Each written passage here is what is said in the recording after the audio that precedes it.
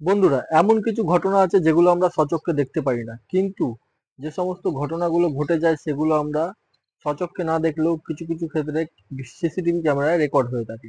তো আজকে সেই সমস্ত ভিডিও নিয়েই বিস্তারিত আলোচনা করব এবং দেখে নেব। তো চলুন দেখে নিই।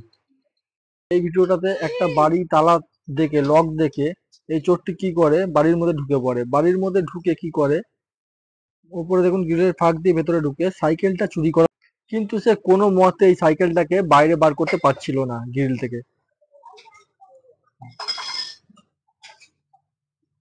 দেখেন, চেয়ার নিয়ে আবার চেষ্টা করে সে, কিন্তু ততক্ষণে বাড়ির মালিকের গাড়ি চলে আসে। ততক্ষণাৎ সে চোরটি ততক্ষণাৎ লাফ দিয়ে পালিয়ে যায়।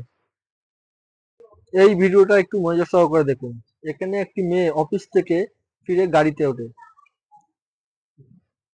দেখুন, ব্যাক সিটে একটা ব্যাগ রেখে দিলে কথা বলতে বলতে মেয়েটি গাড়ির মধ্যে উঠে পড়লো। পাশ থেকে একটি ছেলে আসলো, এসে বাড়ির সামনে জুতো বাঁধতে শুরু করলো। পানির বোতল পকেট থেকে বার করে গাড়ির বনেটে ছিটিয়ে দেয়। এবং কিছুক্ষণ পরে দেখুন আবার একটি ছেলে ফোনে কথা বলতে থাকে এখানে এসে, এবং বাড়ির মেয়েটির কাছে গিয়ে দেখে আপনার গাড়ি কি খারাপ হয়ে গিয়েছে, সেখান থেকে গিয়ে চলে যায়। এরপরে আরেকটি ছেলে এসে বনেট খুলে মেয়েটি ঠিক করতে থাকে এবং ছেলেটি আসে।